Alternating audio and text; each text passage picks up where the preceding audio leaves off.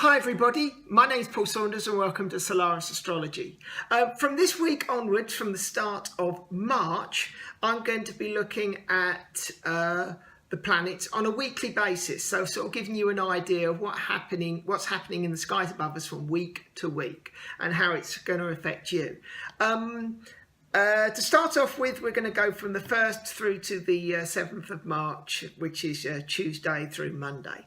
And you'll be aware, of course, last week that we had a solar eclipse. And that solar eclipse caused a lot of chaos. The reason for that is because the eclipse was right next to Neptune. And Neptune is the planet of chaos and deception and things not being quite right. You saw exactly what happened at the Oscars. So you get the idea of things completely going wrong and going haywire. And now we've got to deal with those situations. And this week is very much what I might call a clearing process. So to start off with, we've got the moon, which was at the eclipse, now hitting Mars and Aries, Mars in Aries and also Uranus in Aries. They were together when the eclipse happened.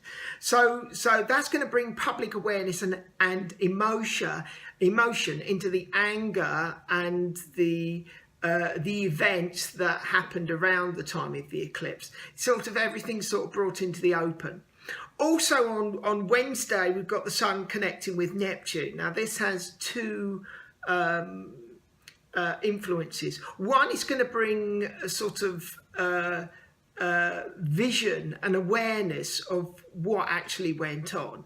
But it also brings in the element of escape as well. So if what happened didn't over the eclipse wasn't to your liking, then you're going to want to try and escape from it rather than facing up to it.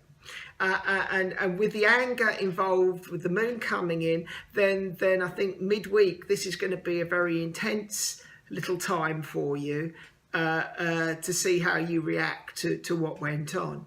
On Thursday, Jupiter opposes Uranus, and that brings an element of risk into all this as well. Will you take a risk on the back of what you found out this week? Then Friday, we've got Venus turning retrograde, and we have Mercury conjunct Neptune. Now, Mercury conjunct Neptune brings inspiration and ideas, and they may well be very useful to us. And Venus retrograde is a period of reflection which is coming up. Anything to do with sort of looking back and going over things, or what retrograde's all about. And this Venus retrograde affects our relationships, and our values, and our appreciation of beauty and all that sort of stuff around us. Venus retrograde is a time when you might meet up and get in touch with people you knew in the past. So there may be sort of, what's the word I'm looking for? There may be an impulse to go back to maybe a former lover, or go and see an old friend, or that sort of stuff, or return to somebody who helped you out in the past.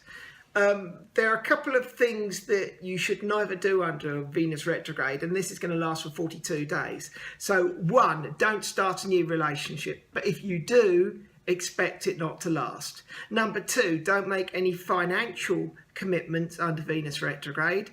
And three, don't start any new work projects. It's great to keep on with stuff which is already ongoing and review them, do a review process, but do not start anything new, because once the retrograde is finished and Venus starts moving forward and the conditions change, and you're going to find that everything you were working with is turned upside down.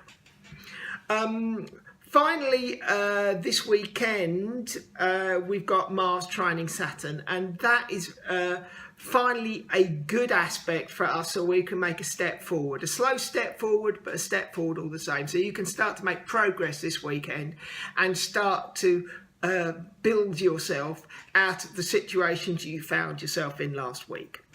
I hope this helps you a little bit, and I hope you'll come back next week and check out what the planets are doing then.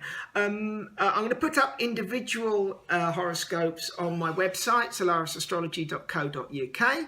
On the Facebook page as well, so you can see how each one of these influences affects you on an individual basis.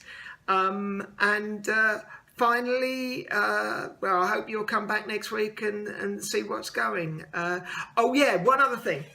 I'm going to be doing, from March onwards, I'm going to be doing what we might call a social media month. So if anybody out there wants to ask me a question about astrology, or a situation in your life, something very, very short and something I can do very instantly, then please get in touch with me by email or by messenger on my Facebook page or whatever. Get in touch with me, make a small donation, and I'll sort out the problem for you as quickly as I possibly can. I'll see you next week. You take care, and may the stars be lucky for you. Take care. Bye-bye.